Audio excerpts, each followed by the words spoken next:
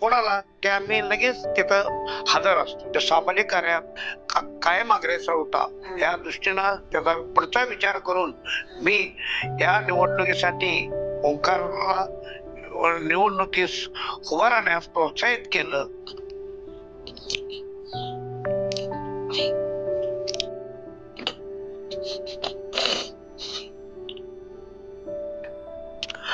विसरू शकत नाही म्हणजे आयुष्यभर कधीच विसरणार नाही बरंच तो प्रेम.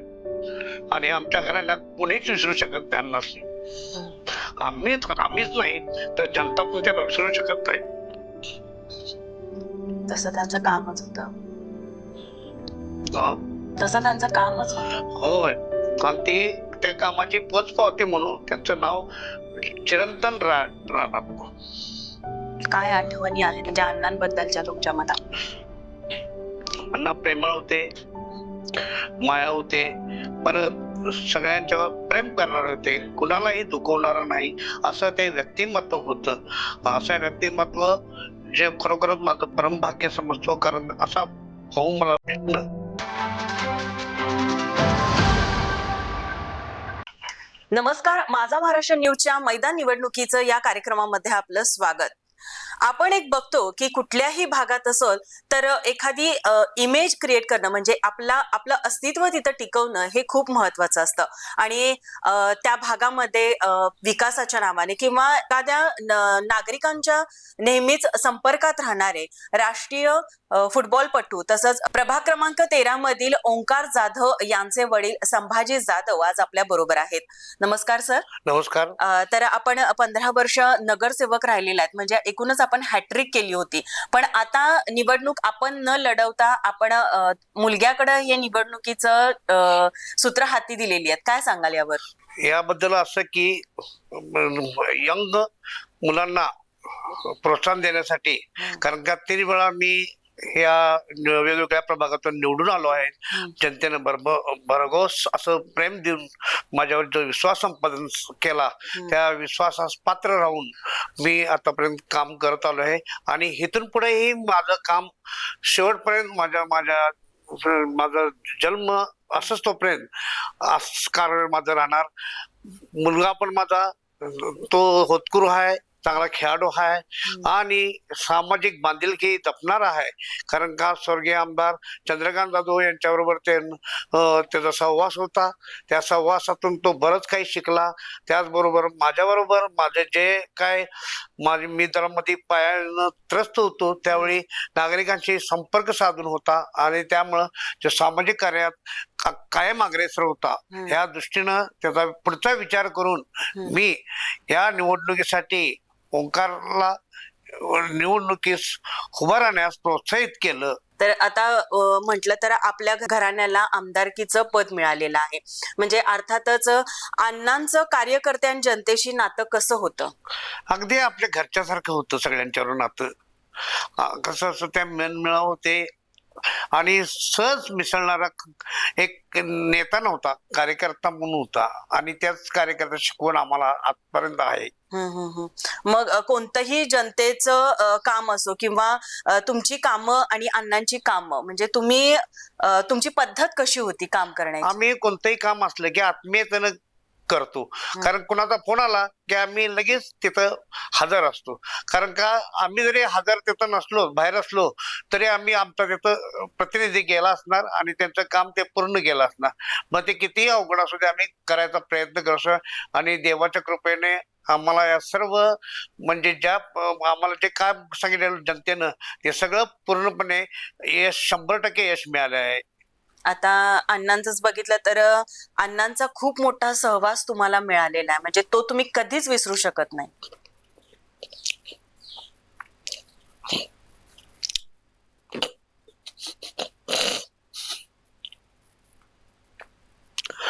विसरू शकत नाही म्हणजे आयुष्यभर कधीच विसरणार नाही बरंच तो प्रेम. आणि आमच्या घराण्यात कोणीच विसरू शकत नाही नसली. आम्हीच नाही तर जनता पण त्याला विसरू शकत नाही. तसं त्यांचं कामच होतं. तसं त्यांचं कामच होतं. होय, आणि त्या कामाची पोचपावती म्हणून त्यांचं नाव चिरंतन राहणार. काय आठवणी आहेत म्हणजे अण्णांबद्दलच्या तुमच्या मनात? अण्णा प्रेमळ होते, माया होते, परत सगळ्यांच्यावर प्रेम करणारे होते, कुणालाही दुखवणार नाही असं ते व्यक्तिमत्व होतं. असं व्यक्तिमत्व जे खरोखरच माझं परमभाग्य समजतो, कारण असा भाऊ मला भेटणं हे माझं भाग्य तसं बसतो. आता सलग 3 वर्ष तुम्ही नगरसेवक पद म्हणजे नगरसेवक म्हणून राहिलात, म्हणजे हॅट्रिकच केली होती. पण आताच्या निवडणुकीत तुम्हाला असं वाटलं नाही की मी पण आता परत नगरसेवक व्हावं? ही संधी तुम्ही मुलग्याला का दिली? नाही, मी तयात नगरसेवक आहे. कारण मला कुठले अधिकारी असू द्यात, कर्मचारी असू द्यात, मी नगरसेवक असल्यासारखाच आता आहे. आणि मला जे काय मिळाले जनतेकडून हे त्यासाठी मला काही नगरसेवक पदाची आवश्यकता नाही असं मला वाटतं. ओंकार जाधवला एक कशासाठी आपण आता प्रोत्साहित केले की एक समाजाला एक नवीन नेतृत्व मिळावं आणि होतकरू मिळावं. कारण माझं वय आता जवळजवळ 58 वर्ष आहे. 58 वर्षात माणसानं 60 वर्षात रिटायर व्हावं असं आहे. परंतु मी कामातनं कधी रिटायर होणार नाही, पदातनं आता रिटायर झालेलो आहे.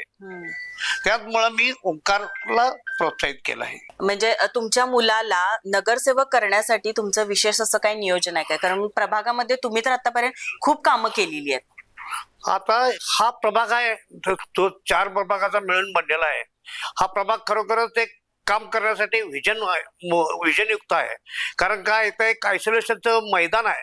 त्या आयसोलेशनचं मैदान सुस्थितीत चांगलं करून तिथं योगासनला महिलांना, पुरुषांना परत व्यायाम करण्याची संधी देणं हे माझं प्राथमिक कर्तव्य समजतो. आणि या कर्तव्याच्या दृष्टीनं माझ्या मुलग्याला पण हे नियोजन माहित आहे. मुलग्यानं पण मला या नियोजनाबद्दल कल्पना दिली आहे. आणि हे मी उपमुख्यमंत्री साहेब यांना पण या आयसोलेशन मैदानाबद्दल बोललेलो आहे. त्यांनी पण मला सांगितलं की येत्या ह्याच्यामध्ये आपण मार्चच्या बजेटमध्ये हे जे तरतूद करूया एवढं मला सांगितलं. आणि हे आयसोलेशन मैदान एवढं सुसज्ज करणार आहे की इथं उपनगरात लोकांनी आता जवळजवळ सुभाषनगरची एक फुटबॉल टीम आहे, आता नवीन आले, चांगली झाले टीम. त्या उपनगरातल्या टीमला मैदान पाहिजे, तर या मैदानासाठी या मैदानाचा उपयोग होईल. आणि आजूबाजूचे नेहरूनगरची पण टीम मुलं जी खेळतात त्यांना पण या मैदानाचा, या क्रीडांगणाचा म्हणजे हे उपयोग होईल. तर आता तुम्ही प्रभाग 13 मधून ओंकारला निवडणुकीसाठी उभं केलेलं आहे. म्हणजे एकूणच त्यांच्या विकासाचे तुम्ही आता हे मुद्दे सांगितलेले आहेत. निवडणुकीच्या अनुषंगाने जनतेला काय सांगाल? जनतेला सांगणार की महायुतीला प्रचंड भरघोस मतानं आपण निवडून द्यावं. कारण केंद्रात जसं एनडीए सरकार आहे, राज्यात महायुती सरकार आहे, तसेच महानगरपालिकेचा विकास करायचा असला, जर फंड्स पाहिजे असले तर विकास होणार असेल तर तो महायुतीकडूनच होणार. कारण का जिथं पंतप्रधान, मुख्यमंत्री, तिथंच महापौर जर कोल्हापूरचा जर महायुतीचा झाला तर फंड्स हे निश्चित अवेलेबल होणार आहेत. आणि त्यामुळे कोल्हापूरचा विकास हा 50 वर्ष ऍडव्हान्स मध्ये करण्याचा मानस आहे आमच्या वरिष्ठ पातळीवरच्या नेत्यांचा. आणि ह्या दृष्टीनं सर्वच कार्यकर्ते कामाला लागले आहेत. आणि जनतेनं पण आम्हाला आतापर्यंत साथ द्यायला सुरुवात केली आहे. जसं ज्या मोदी साहेबांनी योजना आणल्या त्या योजना आम्ही खरोखरच अंमलात आणल्या आहेत. या अंमलात आणत असताना लाडकी बहीण योजना ही खरोखरच म्हणजे एक स्त्रियांना एक मार्गदर्शक ठरलेलं आहे, परत जे आल्हाददायक ठरलेलं आहे. कारण का या लाडक्या बहिणीच्या पैशामुळं त्यांना काहीतरी धंदा करता आलाय, त्यामुळं त्यांचं जीवन सुखकारकरित्या झालेलं आहे, त्यांची चिंता मिटलेली आहे असं मला वाटतं. बरं, माझा शेवटचा प्रश्न तुम्हाला असा आहे की आतापर्यंत आपण अण्णांचं पण काम बघितलेलं आणि तुमचं पण काम बघितलेलं, तर पण अण्णांचा राजकीय वारसा आपल्याला सगळ्यांनाच पाहिजे आणि तोच वारसा पुढे चालवत आज त्यांचाच मुलगा म्हणजे सत्यजित जाधव प्रभाग क्रमांक 11 मधून निवडणूक लढवतात. याबद्दल काय सांगाल? सत्यजित जाधव हा पण होतकरू चांगला आहे आणि अण्णांचाच मुलगा म्हणल्यावर कसा असणार हे आता सांगण्याची दुसरी गरज नाही आहे. आणि सत्यजित जाधव पण हा पण चांगल्या मताने निवडून येणार एवढंच मी सांगतो. आम्ही तिथं पण विजन केलेलं आहे.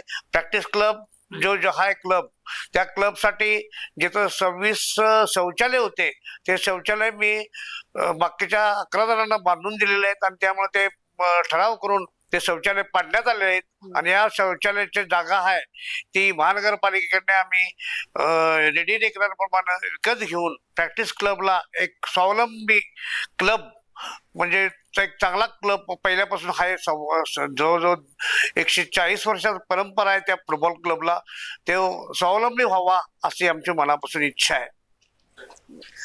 तर आज आपल्या बरोबर होते प्रभाग क्रमांक 13 मधील ओंकार जाधव यांचे वडील संभाजी जाधव. आणि केलेल्या कामाची पोचपावती कुठेतरी नागरिकांच्या पर्यंत पोचते आणि याचं उदाहरण आज आपल्या समोर आहे. अण्णांच्या आठवणी आजही ते विसरू शकले नाही. तसंच त्यांच्या बरोबरीनं त्यांच्या पावलावर पाऊल ठेवून प्रत्येक प्रभागामध्ये विकासाचं काय नियोजन असेल तसंच प्रभागामध्ये काय करणार हे आज आपल्याला त्यांनी सांगितलं आहे. तसंच ओंकार आणि सत्यजित या दोघांना जनतेनं कशा पद्धतीनं निवडून दिलं पाहिजे. आणि माझा महाराष्ट्र न्यूज तर्फे तुम्हाला पुढील वाटचालीस शुभेच्छा सर. धन्यवाद मॅडम.